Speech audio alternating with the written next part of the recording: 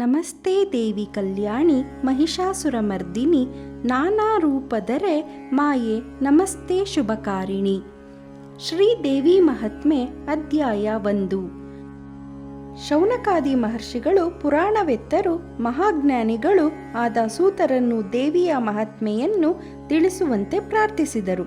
ಸೂತ ಮುನಿಗಳು ಹಿಂದೆ ಭಗವಾನ್ ಸದಾಶಿವನು ತನ್ನ ಭಕ್ತನಾದ ನಂದಿಗೆ ತಿಳಿಸಿದ ದೇವಿ ಮಹಿಮೆಯನ್ನು ಕೃಪೆಯಿಂದ ಋಷಿಗಳಿಗೆ ನೈಮಿಷಾರಣ್ಯದ ಪ್ರಶಾಂತ ವಾತಾವರಣದಲ್ಲಿ ನಿರೂಪಿಸಿದರು. ಪರಶಿವನು ತನ್ನ ನಿವಾಸವಾದ ಕೈಲಾಸಗಿರಿಯಲ್ಲಿ ಗೌರಿಯನ್ನು ತನ್ನ ಎಡತೊಡೆಯ ಮೇಲೆ ಕುಳ್ಳಿರಿಸಿಕೊಂಡು ಗಣಪತಿ, ಸ್ಕಂದ, ನಾರದಾದಿ ಭಕ್ತರಿಂದ ಒಡಗೂಡಿ ಅವರಿಂದ ಸ್ತುತಿಸಲ್ಪಟ್ಟನು. ಆಗ ಶಿವನ ವಾಹನನೂ ಆಪ್ತ ಸೇವಕನೂ ಆದ ನಂದಿಕೇಶ್ವರನು ಸ್ವಾಮಿಗೆ ನಮಿಸಿ ಪರಮ ಪುಣ್ಯಕರವಾದ ದೇವಿ ಮಹಾತ್ಮೆಯನ್ನು ನಿರೂಪಿಸುವಂತೆ ಪ್ರಾರ್ಥಿಸಿದನು.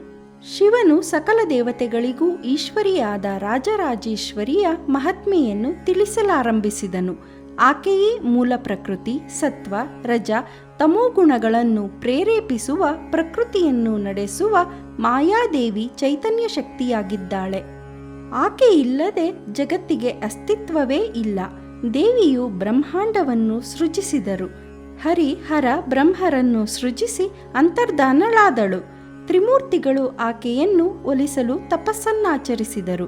ಬಹುಕಾಲದ ತಪಸ್ಸಿನ ಬಳಿಕ ದೇವಿಯು ಅವರಿಗೆ ಆಕಾಶ ಮಾರ್ಗದಲ್ಲಿ ಕಾಣಿಸಿದಳು.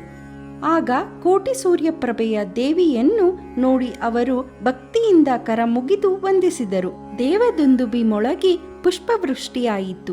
ರಕ್ತವಸ್ತ್ರಧಾರಿಣಿಯಾದ ದಿವ್ಯ ಸೌಂದರ್ಯವತಿಯಾದ ಆಕೆಯನ್ನು ದೇವತೆಗಳು ಪರಮಭಕ್ತಿಯಿಂದ ಸ್ತೋತ್ರಗೈದರು. ಹೇ ಪ್ರಣವರೂಪಿಣಿ, ರಕ್ತಾಂಗಿ, ಮಾಯಾದೇವಿ, ಪರಾದೇವಿ, ಆನಂದರೂಪಿಣಿ, ಚಿದ್ರೂಪಿಣಿ, ನಿನಗೆ ನಮ್ಮ ಅನಂತ ಪ್ರಣಾಮಗಳು ಎಂದು ತ್ರಿಮೂರ್ತಿಗಳು ಸ್ತುತಿಸಿದರು.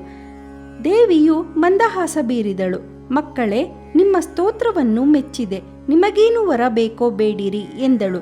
ತ್ರಿಮೂರ್ತಿಗಳು ಆಕೆಯ ಪಾದಗಳಿಗೆ ನಮಿಸಿ, ಅಮ್ಮ, ನಿನ್ನ ದರ್ಶನವೇ ಪಾವನ, ನಮಗೆ ನಿನ್ನ ಸೇವೆ ಸಾಕು, ಏನೂ ಬೇಡ ಎಂದರು. ದೇವಿಯು ನಸುನಕ್ಕು, ನೀವು ಈ ಜಗತ್ತಿನ ಕರ್ತಾರರು. ಬ್ರಹ್ಮನು ಜಗತ್ತಿನ ಸೃಷ್ಟಿ, ಹರಿಯು ಪಾಲನೆ, ಹರನು ಲಯವನ್ನು ಮಾಡಿರಿ.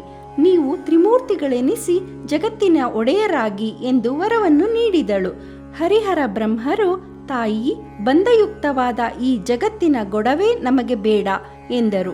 ದೇವಿಯು, ನಿಮಗೆ ಇದರಿಂದ ಯಾವ ತೊಂದರೆ ಇಲ್ಲ.